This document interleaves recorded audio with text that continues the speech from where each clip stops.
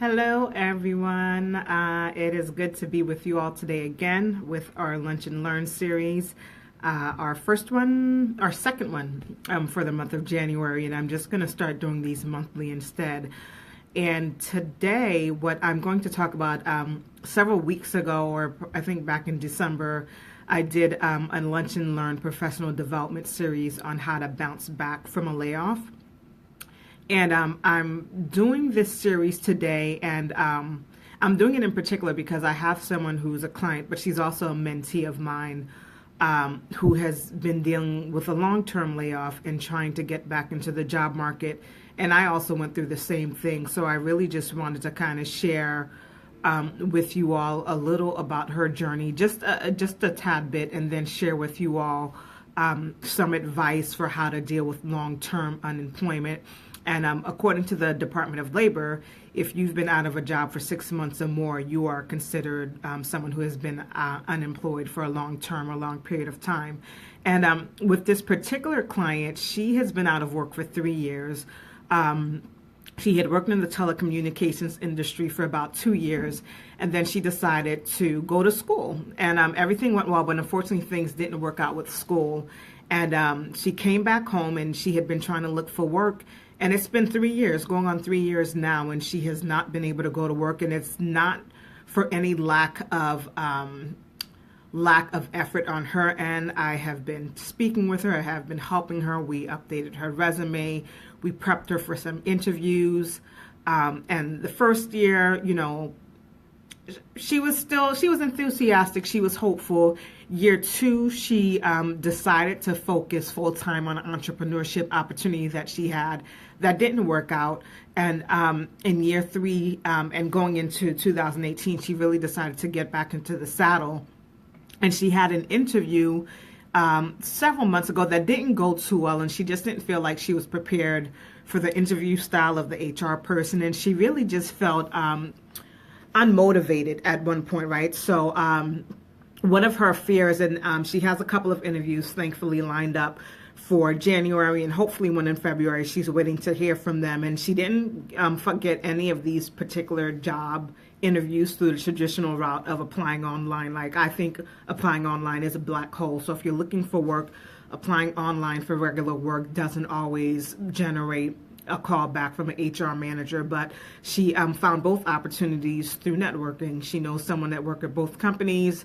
She was at an event back in December, and there were a couple people there, and she was just kind of sharing that she was looking for work, and this person happens to have a good relationship with the HR hiring manager at his job, and he reached out to her a few weeks later. So like I said, it's always important that as you're in your job search to not look at the traditional route of the job search, which used to be just applying online through a resume board or whatever it may be. Not to say that you may not get a call back, but I think it's few and far between based on people that I've spoken to that actually got jobs by just going through a job board. So you have to really think of different ways to get yourself out there. So nonetheless, her fears with going with 2018 with jumping back into the job force was that she no longer knew what her elevator speech was. For those who don't know what your elevator speech is, that's within a minute being able to tell whoever's interviewing with you who you are, what you stand for, what your strengths are, what your weaknesses are. So in 1 minute, tell me about who you are. And you need to be able to have that a 30-second to 1 minute elevator speech that just kind of lays out who you are and what you bring to the table. She felt that she no longer knew what her strengths were or what she brought to the table. She felt she no longer had any valuable skills or relevant experience because she had been out of the workforce so long to bring to the table. And she was concerned about having to explain to a hiring manager or someone what she had been doing for the last 3 years. She felt defeated, insecure, at some points depressed. And most people who have to deal with long-term unemployment are going to deal with those type of emotions. She did check out of the job hunting process for a while. And again, for anyone that's been laid off for 6 months or more, for 6 months, you probably, feel a little bit hopeful. Going into 9 months, you really start to figure, like, what's the point of doing this? I'm applying to positions that I think I'm qualified for. I'm applying to positions that I'm overqualified for. I'm applying to positions that, I probably, that should have been things that I'd done entry level and no one's giving me a call back. So sometimes people check out. The truth about long-term unemployment, and I'm going to be honest with you guys, and a lot of this stuff is stuff you can find online. And these are also things that I just learned along the way because, like I shared, I had to deal with 2 layoffs. One of my layoffs, I was out of work for a year and a half. And the other one, I was out of work for almost 8 months before I found something.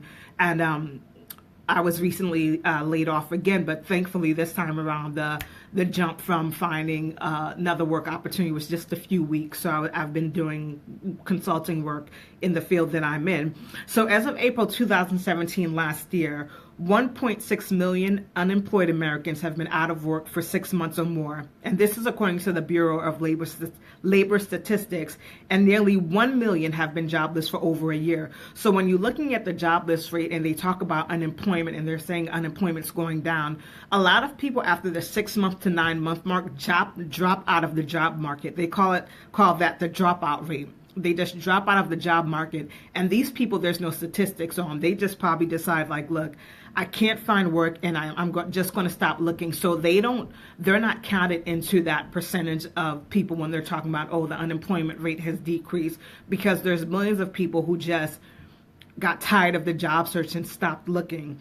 Long-term unemployment can wreak havoc not only on your finances, but on your sense of self-worth and your well-being. And unfortunately, the truth is that the longer you're unemployed, the harder it is to get back into the job market, because for some hiring managers or people, and there is discrimination at times if you have been unemployed for 6 months or longer, and people may look at your resume, or hiring managers or anyone looking at your resume for a position you applied to, it may look like there's been a lack of progression of your career.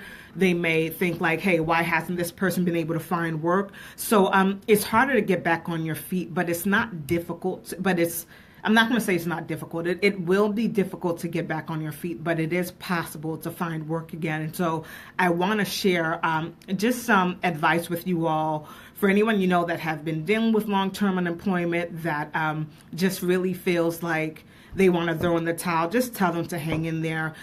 With my client and my mentee who I spoke to, the advice that I gave to her was that, look, your feelings are warranted. It's normal to feel as if you have nothing to offer. But you have to pull yourself out of a funk as you prepare for any interview.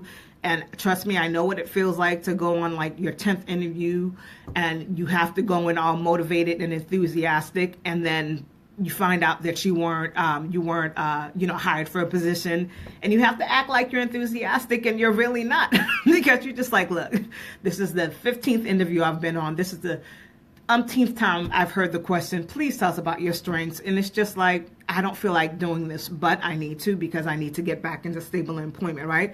But what I told her is that people can tell when you're insecure. So the same way athletes have their pre-game rituals, the same way anyone preparing for any activity that's of importance, and their competitor, she needs to get her game face on. I don't care how scared you are. I don't care if there's a song you need to sing before you go into the interview. If there's a prayer, if there's a meditation, if there's something you need to watch, you need to do it, because insecurity comes across when you're in an interview. Not being sure of yourself, all that is translated in your nonverbal body emotions. It's translated in how you answer the question. So I told her, you got to get out your funk. The other thing I had to remind her of is like, yes, you have been out of work for 3 years. I get it. But the skills that you had 3 years ago when you were working in telecommunications, and the skills that you had when you were starting your own business, those haven't changed. Sometimes because we're out of something for so long, we can feel that we don't bring value, but her value hadn't changed. It's just her perception of what she brought to the table changed, because she didn't have a 9-to-5 to work. So I really just had her, I challenged her and told her, I want you to write down your top 5 strengths and skill sets. Those same things that you were great at 3 years ago, you're still great at now. So when you go into your interview and you're explaining that, I want you to be able to just show in your interview, how are the skills that you have now going to help in meeting the job responsibility that they're looking to hire for.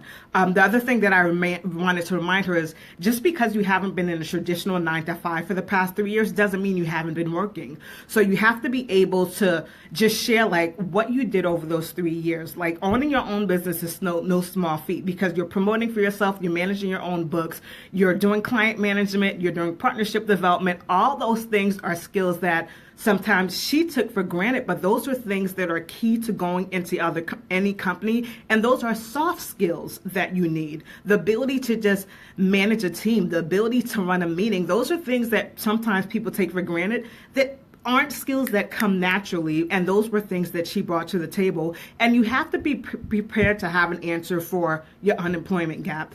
And one thing I shared with her is she had to be honest. I had another client who had worked in, there's something about telecommunications, but he worked in telecommunications for a while as a training manager, and he was laid off.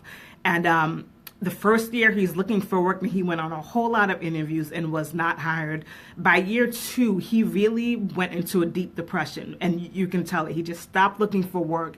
And then he finally kind of got himself out of that depression. And this person's, he's a older gentleman, not older, he's mid-30s, but he had a family to take care of, was married, and over the holidays, he's just like, I need to work. So, you know, most retailers have seasonal hiring positions. So he went in and interviewed, and the hiring manager looked at his resume, and it was like, why are you even applying for this job? You're overqualified. And he was honest. He was like, look, I know I'm overqualified. I've been on so many interviews. I need money. I need to support my family. I need to have some funds coming in. And the hiring manager hired him, and he appreciated his honesty. And within a month of being on the role, they already saw his work ethic. Like, he didn't give less of himself because the role was something really minimal based according to what he had done in the past. But within a month, other managers were noticing. His name was getting around, you know, just to other managers. And they set up a meeting for him within a month and a half to meet with the regional manager of that retailer. And now he has a full-time job. And that's all because he took the chance to just do something that was beneath what other people would peg was deemed his level of experience. And sometimes you need to do that, right? So my advice, so that was all my advice to her. And that was my advice to her because I know her as a person. I know she'd really be a great fit at any company, but unfortunately, people don't know her like I do, right? So you have to be able to sell yourself, and people didn't want to give her a chance. So my advice for those of you who have been unemployed for 6 months or longer, who are looking to get back into the workforce. And this is also for stay-at-home moms. Your stay-at-home mom status can be a reason to let employers know why you've been out of the job market, but that doesn't make it any easier for you to get back into the job market, because most hiring managers may think like, hey, you've been out of the job market for 8 years and the industry has changed a whole lot. Have you brushed up on your skills? Are your skills still relevant? All those things are things to think about. Is the first thing is check your mental attitude. The first thing, again, that long-term unemployment causes is really a lack of confidence in yourself, a lack of confidence in your skills, a lack of confidence in what you bring to the table.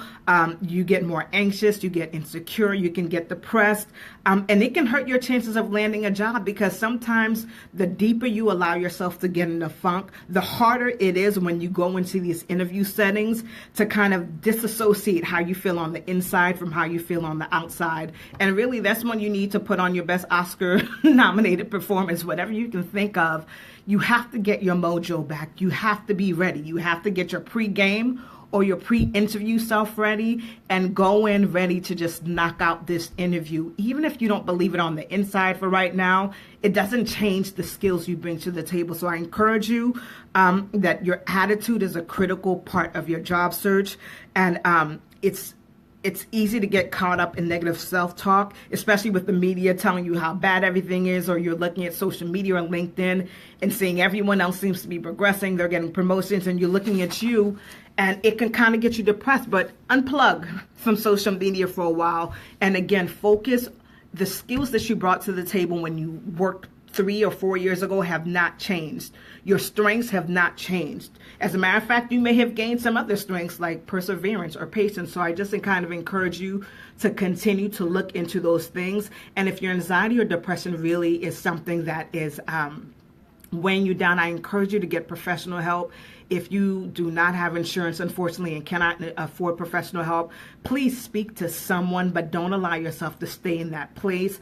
And again, I know from once I speak, because I've been there, I've been on my last dollar looking for work, and, you know, tapped into my 401k, depleted my emergency savings, trying to figure out how I'm going to pay rent. And thankfully, at the midnight hour, things turned around. I was able to find work, but I also had to find opportunities to leverage my skill sets through consulting work and to do things like speaking and training. And even if it was a couple of $100s, that money came in handy. Get moving. The other thing that people don't think about when you're dealing with long-term unemployment is stay active. Don't stay home eating chocolate ice cream all day. Get out, walk, exercise, because that mentally does something to you that can kind of really boost your energy level and boost your mental level, your mental state. So I encourage you to get out, walk around, in addition to everything else that you're doing during your job search. I encourage you to do that. The other thing that I want to encourage you to do, for those of you who have been unemployed for long term, 6 months or more, is try to fill your resume gap. One of the things that I encourage my mentee and my client to do is she did put her business on there because I didn't want it to look like for the past 3 years she had been doing nothing, because she was. So she did put that in so that it can close the gap. But the one thing to know about your resume, a lot of people do the chronological type of resume, but there's also a functional resume that you can do. What the functional resume allows you to do, it allows you to call out your skill sets. And then with your skill sets, it can just be like, you know, partnership development. And within partnership development, so that's the functional aspect. And you can list out not necessarily that one company that you did it for, but throughout your entire career now, you can call out successful examples of how you develop partnerships. So one thing I would encourage you to do is that don't only think of work as what you've got paid, what you were paid to do, but during your unemployment period, if you did volunteer work, if you started your own consulting business, even if it didn't bring in a lot of money, think of creating a hybrid resume. Like I always share with you all, keep your resume updated, but another option is to do a hybrid resume where it's a marrying of a chronological and a functional resume. And if you don't know what a functional resume looks like, you can just Google it and you'll see examples of that. And I think that may be helpful to you. And then again, with your resume gap, be upfront about why you've been out of work. Some people choose to include their being out of work, or they choose to address it in their resume. I don't know if I'm a big fan of that or not, but you can definitely look up some examples online and kind of see how it works and see if that would make sense for you. The other thing is to examine your employment strategies and tactics. If you've been out of work for 6 months or more and you're finding that one way of looking for a job has not worked for you, you really need to reassess what you've been doing and try to find out if there are other things or other methods that may work. If you can afford to, I definitely encourage you to hire a career coach or a coach to kind of keep you accountable, even if you can only afford them for a month and it's $100. If you're getting unemployment, it is money that will be well spent, because they will really help challenge you and help keep you accountable. And help keep you on track to the goals that you have for yourself. If you can't afford a coach, then speak to your mentor. If you do not have a mentor, get a mentor. And it doesn't matter how old you are. Some people think mentors are only for people that are, you know, early career professionals. But in your 40s, 50s, 60s, you should still have a mentor. You should still have someone that you're speaking to. And don't be ashamed if your mentor is younger than you. If they're doing well in their career field and there's someone that you feel that you can still learn from, reach out to them and speak to them. The other thing is join free groups or activities in your area. Like Meetup always has a lot of things. Even for stay-at-home moms, there's a lot of neighborhood activities that go on within the area, or, you know, there's groups, you know, with people who have been unemployed for a while that are just trying to get together, and just get around other people like that so that you don't stay kind of in, you don't stay in a silo where you're not learning and you're not networking, you're not connecting with other people. Contact your old employer. If you still have relationships with people that worked at companies that you've worked for in the past, or you still have a relationship with your old HR person that works at your job, reach out to them. You never know if they're looking to hire and they knew your work ethic, and if you left on good standing and it was just because you had another opportunity, I'd encourage you to reach out to them. And also think about entrepreneurship. They may not be opening up a huge business because finances don't allow it, but maybe you can become a consultant and just open up an LLC and do work like that, and whether you get paid for it or not, it's great if you can get paid for it. That would be the goal. But if not, when you're unemployed, you just want to make sure that you continue to keep your skills fresh and that you can at least show on your resume that during the time I was out, this is what I was doing. I worked with this client, I worked with this organization. So just re-examine your employment strategies and tactics. Brush up on your interview skills. One of the things that my client said and what she was nervous about was just having to jump back into the interview world and the interview market and having to do group interviews, whatever it may be. So I tell you with the interview skills, be prepared to address the big elephant in the room. And the elephant in the room, if you've been unemployed for 9 months, a year, 2 years, is what have you been doing for those past 2 years? If you took a break or were let go and laid off, be honest about that. If you had family issues that you were dealing with and chose to do that, be honest and upfront about that. And just let them know, look, I have been out of work for a while, but I'm excited to jump back in and to, use my skills in this particular business area or for this particular job. This is where I feel I can help you. So you really have to be able to go in and sell yourself. Be prepared to respond to the different types of interview questions. I think sometimes if you've been out of the job market for a while, you only think of the traditional interview questions that are asked, like, tell us about yourself. So you need your elevated speech. What are your strengths? What are your weaknesses? Blah, blah, blah. But there's also behavioral-based questions where they may ask questions like, tell me about a time where you had to deal with, a team member that was not pulling their weight. How did you deal with that situation? That's a behavioral based. They may ask a competency based questions like, give us an example of a time that you had to demonstrate this particular skill set. So just make sure that you do your homework, look at the different types of questions, and usually there's like a top 5 or 6 questions that are asked for all these different types of interview questions. And just make sure, don't kill yourself and over prepare, but just make sure that you at least have in your mind an idea of the questions that will be asked, and just write a short bullet. I encourage people, when you go into interviews, look at the job responsibilities that the job is asking for. Look at what strengths and what areas that that you can meet. So if they're asking for someone who is able, to build a project plan, and hey, yeah, I know how to build a project plan. You say, just put 2 or 3 examples of how you built a project plan, what you did and how you did it, so that when you do interview, you don't start talking and get so lost in your thoughts that you forget something you did 2 or 3 years ago. So just make sure that when you go into your interview, you're prepared not only with knowing what the company is about, what the department needs, but also being able to really show them based on what they're looking for, how do you meet that need? How can you help them meet that need? And you have to really sit down and take a look at everything you've done in your past to remember some of those things. So don't try to wing it for an interview. You have to be prepared. Stay productive. Keep your skills relevant while you are not working, so that when you do go into an interview, you're able to at least know the new terminology, new areas that your field is now focusing on. So you just want to be able to show all of that, right? So again, for those who are in the stage of just having been unemployed for a while, just check your mental attitude.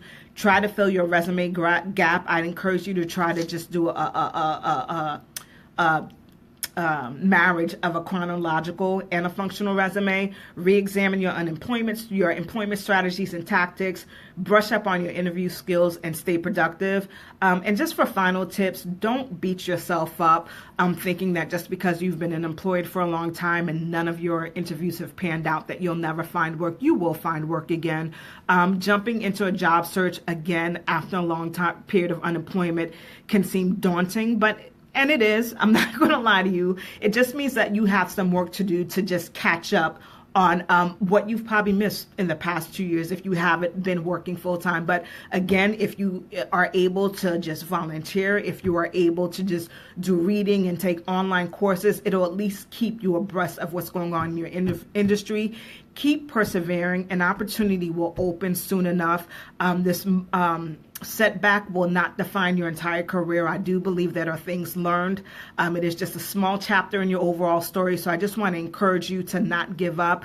Take a strength finder or a skills assessment test, because sometimes, again, like my client, she had been out of the workforce for so long that she just didn't feel like she had any relevant experience to bring to the table. She didn't feel like her skills were relevant anymore, but they still were. So I had her take the VIA Strength Finder test, and that's a free test that the University of Pennsylvania, they have a positive psychology program, and they have this authentic happiness website, and I'll share the link with you. And that one's free. It's about 200 questions, but it lists your strengths from 1 to 30, and then you just look at your top 5 or 6 strengths, because what I liked about this particular test is that what it shows is that these are the areas that you thrive more. Like when you're able to use these strengths, you thrive more. It doesn't mean that strength number 30 isn't important, but a lot of us have strengths that just kind of come up to the top more in every area that we work in. And I thought it was important for her to be able to see what her strengths were